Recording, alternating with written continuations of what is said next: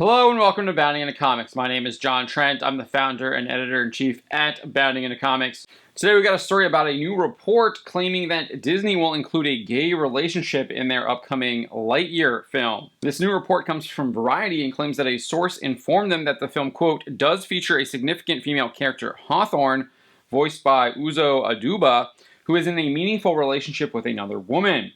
The report goes on to add that Pixar and Disney reportedly had cut a kiss between these two characters, but it has now been restored following the Walt Disney Company's revelation that they were opposing a Florida bill aiming to prevent instruction of gender identity and sexual orientation in school to children in kindergarten through third grade.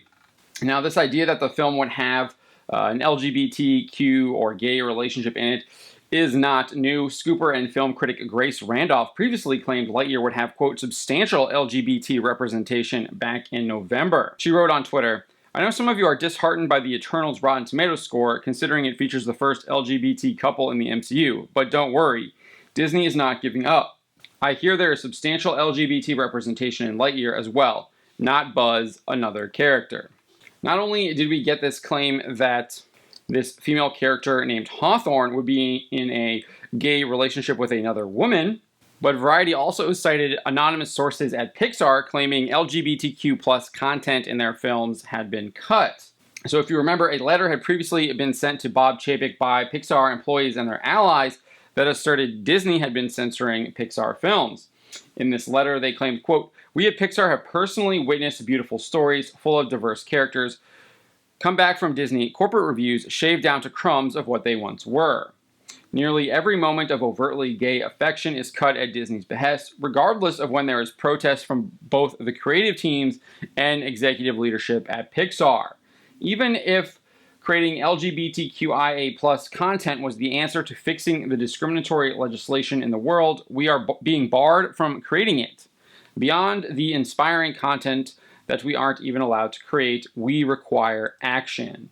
Variety claims their sources informed them that LGBTQ symbols such as the rainbow were removed from Soul and Inside Out.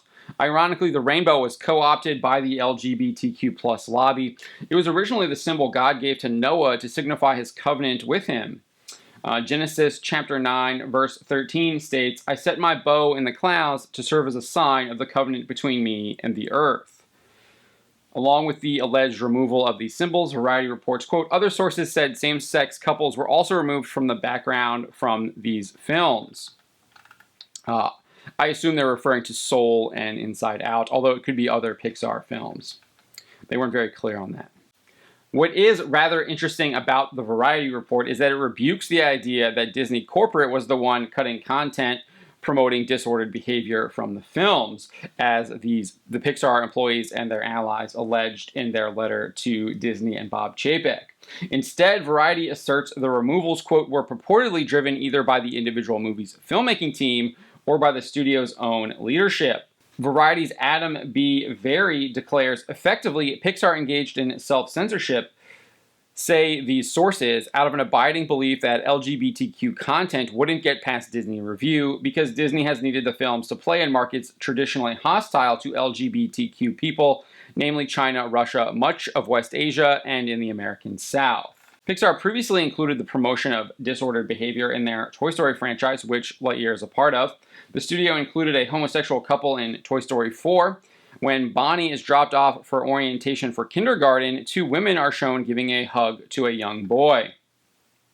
That same couple were also seen after kindergarten orientation ended, with the young boy showing off his art project to them. The studio also produced a short called Out featuring a gay man named Greg and his boyfriend Manuel. Now, who's to say if there's any actual validity to this report? They're quoting a bunch of anonymous sources. Who knows who those sources are, if they actually work for Pixar, if they're Disney corporate people. We don't really know. We also don't know if this LGBTQ relationship was going to be in the film and then it was cut, and now they're just coming out with this article now as like a promotion of Lightyear, or this could be like Disney trying to cover their tracks with the LGBTQ lobby and saying like, hey, look, we're putting, Lightyear has a gay relationship in it. We're so good, right?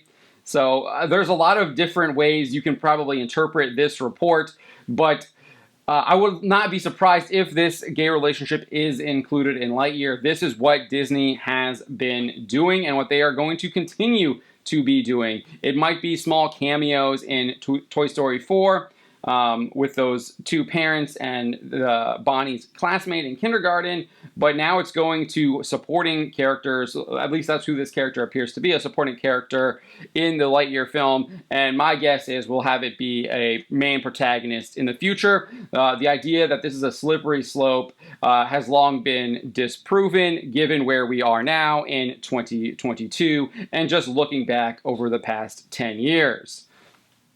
Those are my thoughts on the matter. Let me know what you think. My name is John Trent, and you've been watching Bounding into Comics.